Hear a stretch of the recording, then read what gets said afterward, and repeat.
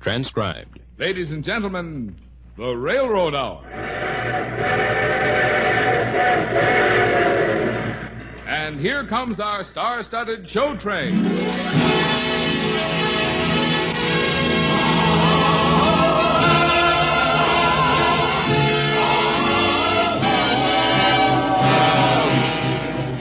Tonight, the Association of American Railroads presents the famous musical success, Showboat, starring Gordon MacRae and his two charming guest stars, Dorothy Kirsten and Lucille Norman. Our choir is under the direction of Norman Luboff, and the music is prepared and conducted by Carmen Dragon. Yes, tonight another great musical hit is brought to you by the American Railroads. The same railroads that bring you most of the food you eat, the clothes you wear, the fuel you burn, and all the other things you use in your daily life. And now, here is our star, Gordon MacRae.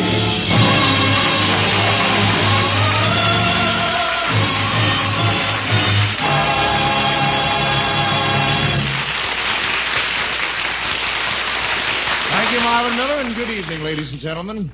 Well, tonight the curtain rises on the immortal Jerome Kern Oscar Hammerstein musical play, Showboat, based on the novel of the same name by Edna Ferber. Cotton blossom, Captain Andy's floating show. Grills and laughter, concert after, everybody's sure to go.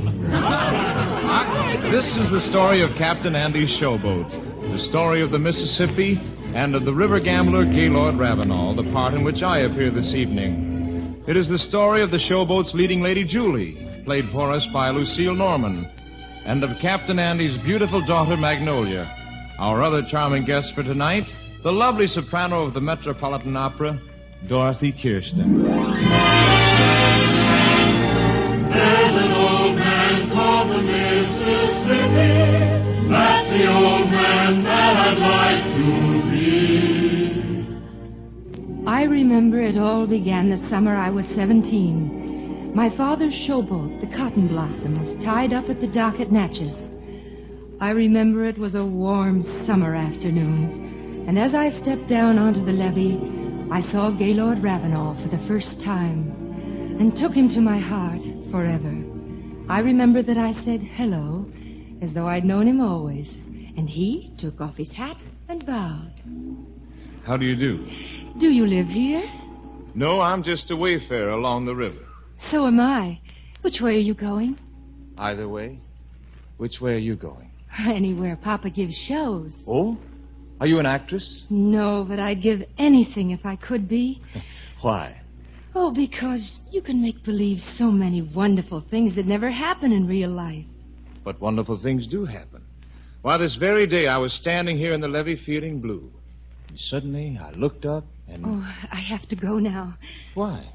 Well, I didn't realize you're talking to me, and I don't know you.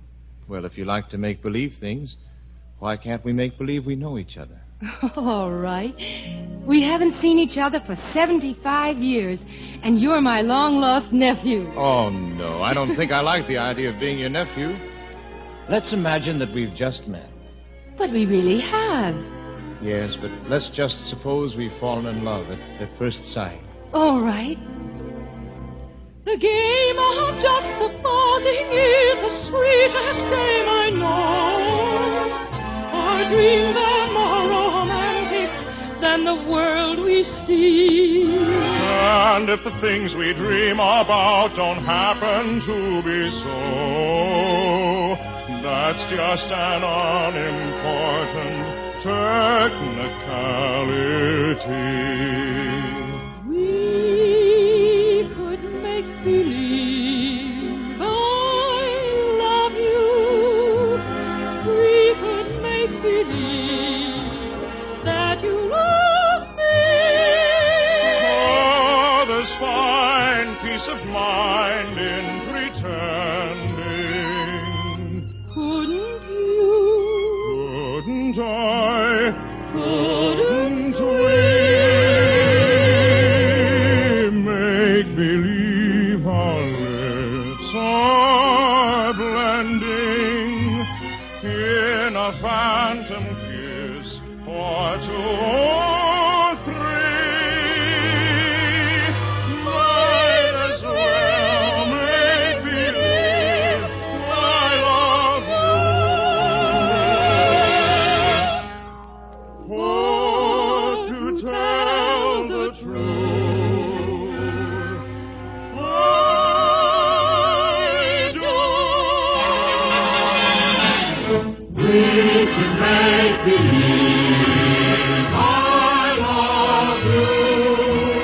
we could make believe that you love me. Others find peace of mind in pretending. Couldn't you? Couldn't I? Couldn't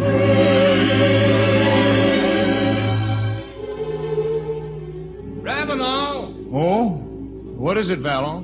Judge would like to see you. Well, what for? Oh, nothing serious, but you gotta come and have a talk with him. You'll excuse me, ma'am? Oh, yes, of course. I hope I'll see you again. Oh, I hope so, too. Goodbye. Goodbye. Might as well make believe I love you. For to tell the truth,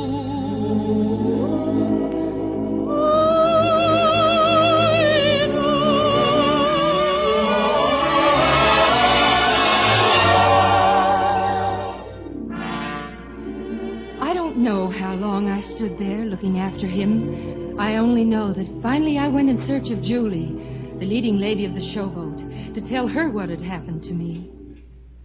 Julie, I'm in love. Are you really, honey? Well, who is he? I don't know. He was standing on the dock, and I came down the gangplank, and all of a sudden I looked up, and there he was. And he looked so different from anybody else I'd ever met in my whole life. But, honey, suppose he turned out to be a no-count river fella. Oh, if I found out he was a no-account, I'd stop loving him. Wouldn't you stop loving Steve if he treated you mean? No, honey. No matter what he did. You see, child, love's a funny thing. There's just no sense to it. It's like that thing you always sing when we take our walks. Yes, it certainly is. fish gotta swim and birds gotta fly. I gotta love one man till I die. Can't help loving that man of mine.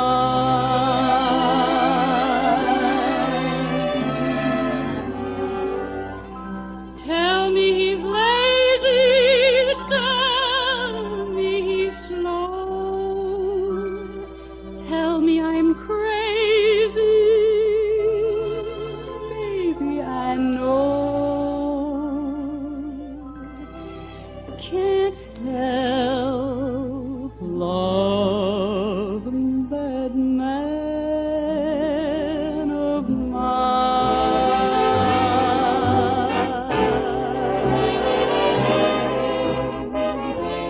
When he goes away, that's a rainy day. But when he comes back, that day is fine. The sun will shine.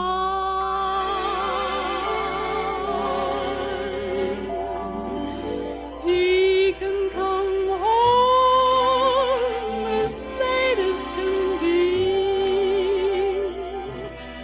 Home without him ain't no home to me.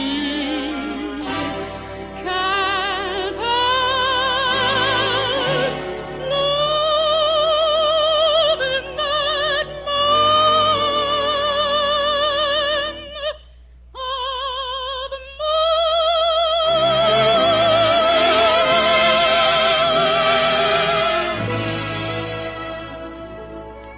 Can't help loving that man of mine.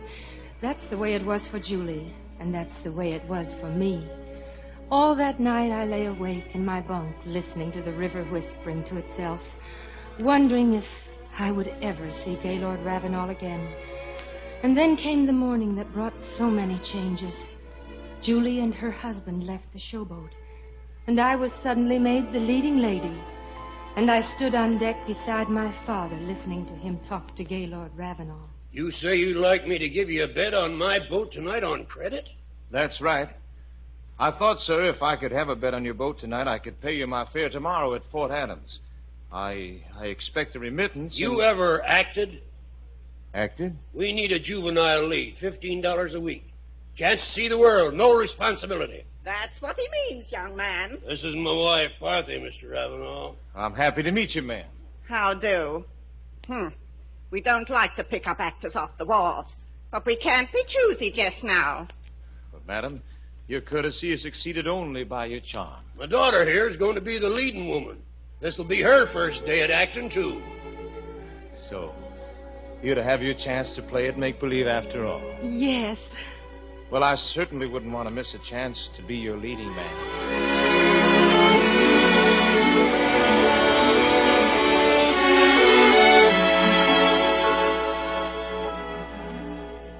And so we sailed up the river into complete enchantment. At night we did our shows, and I'm sure such love scenes were never seen on any stage before. It was the only time we were sure of being together. All other meetings were stolen meetings behind my mother's back. I remember the last meeting we ever had to steal. I told my mother I'd fill her pitcher, and Gay met me beside the water barrel on the upper deck. Oh, darling, darling. I can't stay but a minute. Mother's waiting. Nola, I want to marry you.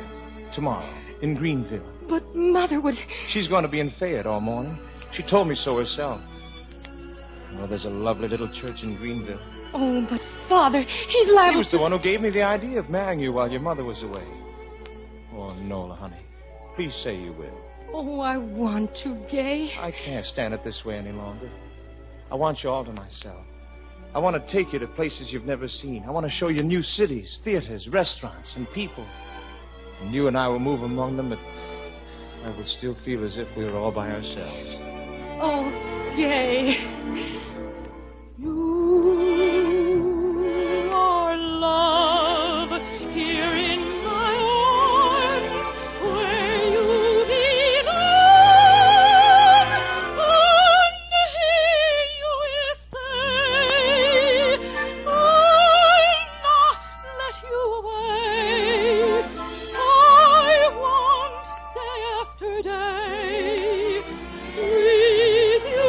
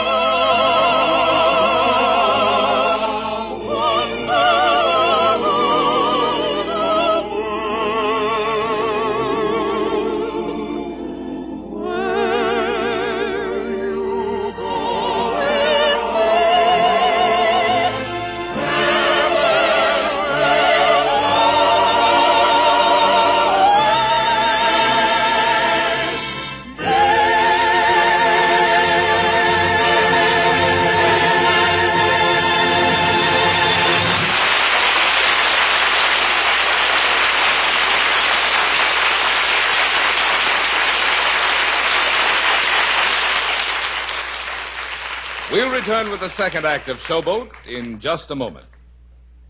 For millions of Americans, fall and football are inseparable. The stirring band music, the crisp autumn air, the big yellow chrysanthemums, They're all part of a colorful picture. But it's precision teamwork that makes football the exciting, entertaining sport that it is. This same sort of teamwork is evident in almost every phase of American life. And when the going is difficult, we work together more closely than ever. Today, this is being forcefully demonstrated on the nation's railroads. As the current national emergency developed, all railroads joined hands in a program designed to meet increasing transportation requirements. Working as one, they first undertook to meet the transportation needs of national defense. And those needs are being met currently and without delay. Teamwork made it all possible. Speedily, and at an ultimate cost of more than $500 million, the railroads placed orders for more than 100,000 new freight cars. At the same time, they have accelerated the repair and rebuilding of the cars on hand and are getting more work from all freight cars by moving them faster over the road and more promptly through the terminals. Playing a prominent part in the success of this operation are more than $4.5 billion worth of improvements installed on the nation's railroads since the close of the Second World War. Meanwhile, shippers and receivers of freight, essential members of the transportation team, are loading cars more heavily, loading and unloading them more promptly, all aimed at getting the most effective use from the cars available. Teamwork like this gets results. For during the last 3 months, railroads moved more than 11 million carloads of freight, nearly 30% more freight than during the same period last year. Yes, we're seeing plenty of teamwork these fall days, teamwork on the gridiron, and in the vitally important business of railroading, which provides the dependable, efficient mass transportation service so essential to the economic well-being and military strength of our nation.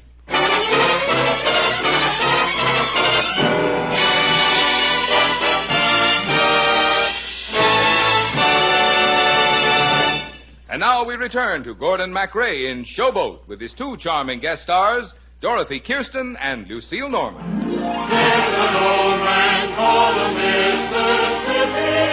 That's the old man that I'd like to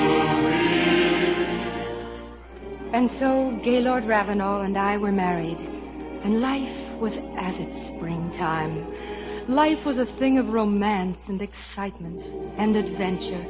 Life was gay. I knew he was a gambler, but it didn't matter. Nothing mattered except that we were together. Well, dear, I think I'll go out and see if my luck's as good as it was an hour ago. Oh, Gay, do you think you ought to? While the cards are running for me, honey, I've got to play them. I'll be back in time to take you out to supper. All right, darling. Oh, I'm so happy. I'm so happy with you, Gay. Why do I love you? Why do you love me? Why should there be two happy as we? Can you see the why or wherefore I should be the one you care for? I'm a lucky boy. I am lucky too. Our dreams of joy seem to come true. Maybe that's because you love me. Maybe that's why I love you. You're a lucky boy. She is lucky too. All your dreams of joy seem to come true. Maybe that's because you love me. Maybe that's why I love you.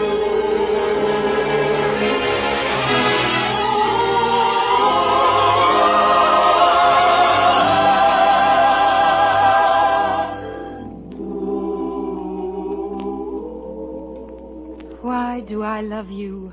Why do you love me? How quickly a love song can turn to minor.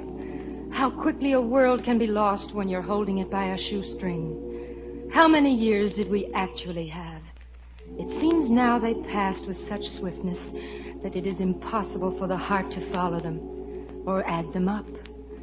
I do know that our daughter Kim was 7 the day I walked into an empty, bare little hotel room and found a letter.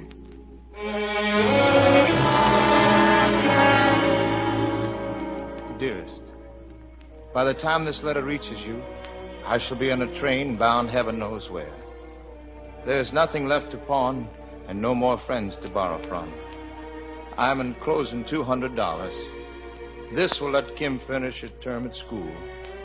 Then you can both go to your parents.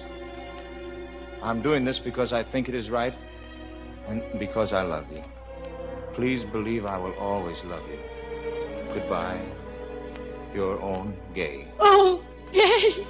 Gay!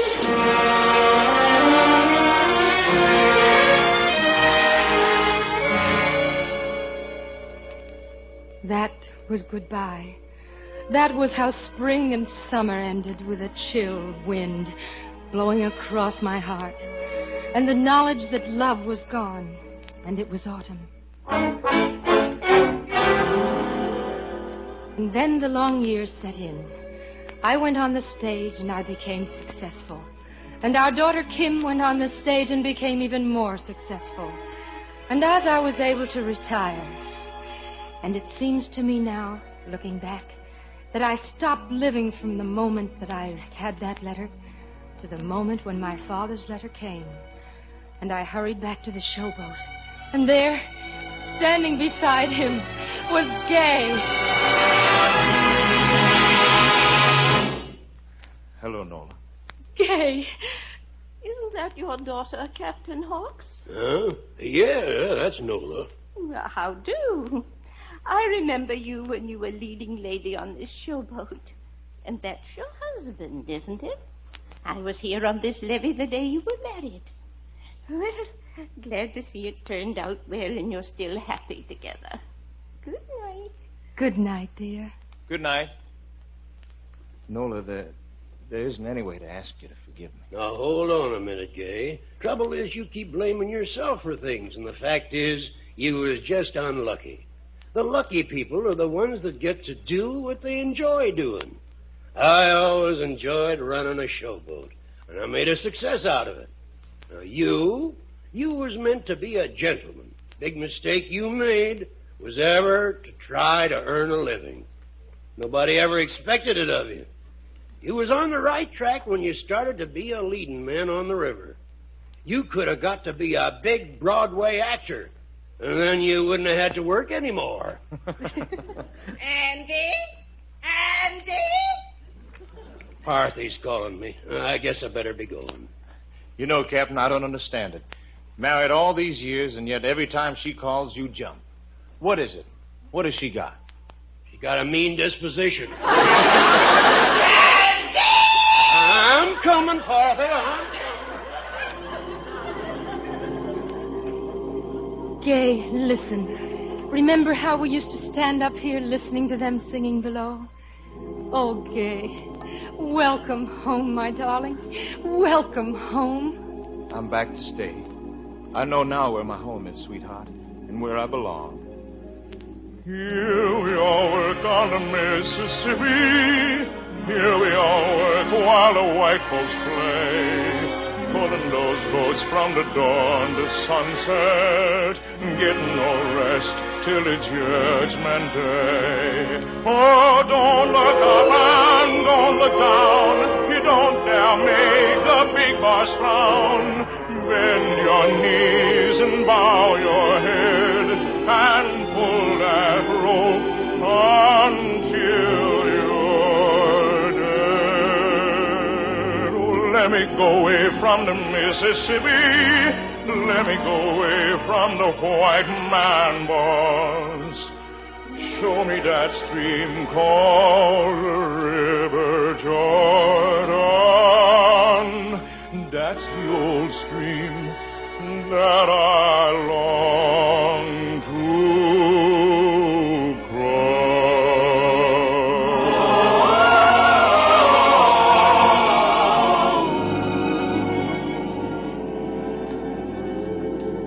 Oh, man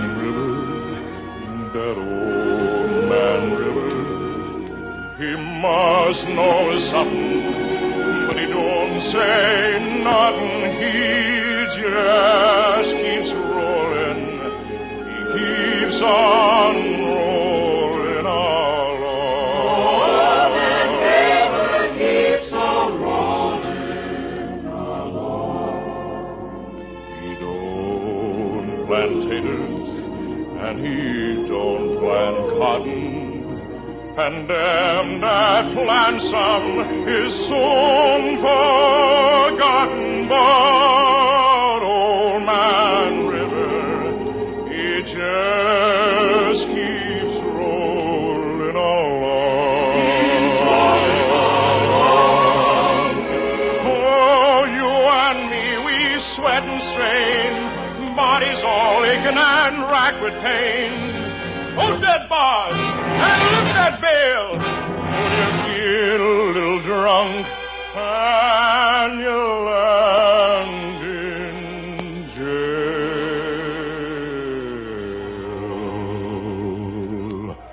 Now I gets weary and sick of trying. I'm tired of living and feel dying. But old man River, he just keeps rolling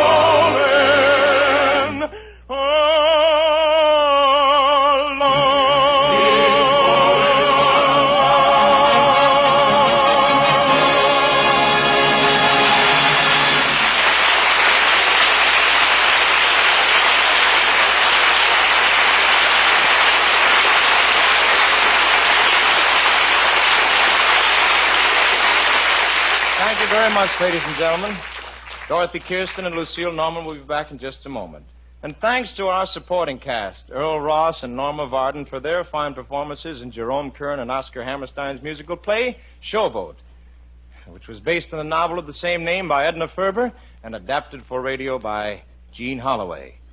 The railroads, as we all know, are hauling a greatly increased volume of goods for civilian use and for national defense. In handling this big job, the railroads have had the benefit of the extensive improvements in roadway and equipment which have been made in the past 5 years, and especially the benefit of the fine teamwork that exists between railroads and shippers. And now, here are Dorothy, Kirsten, and Lucille Norman.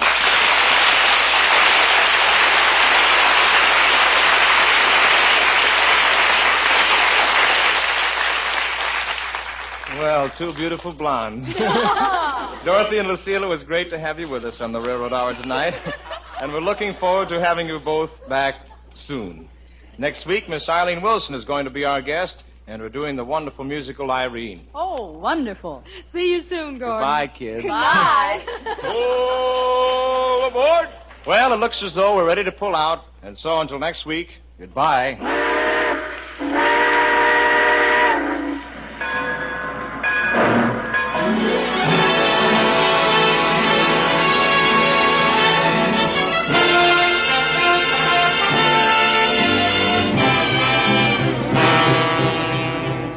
Gordon MacRae will soon be seen, starring in the Warner Brothers production, The West Point Story.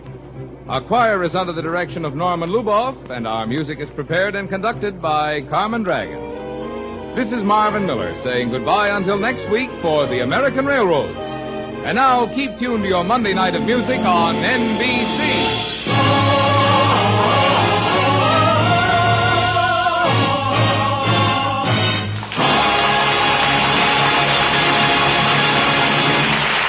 Transcribed. This is Gordon MacRae again, friends. The telephone hour is next on NBC.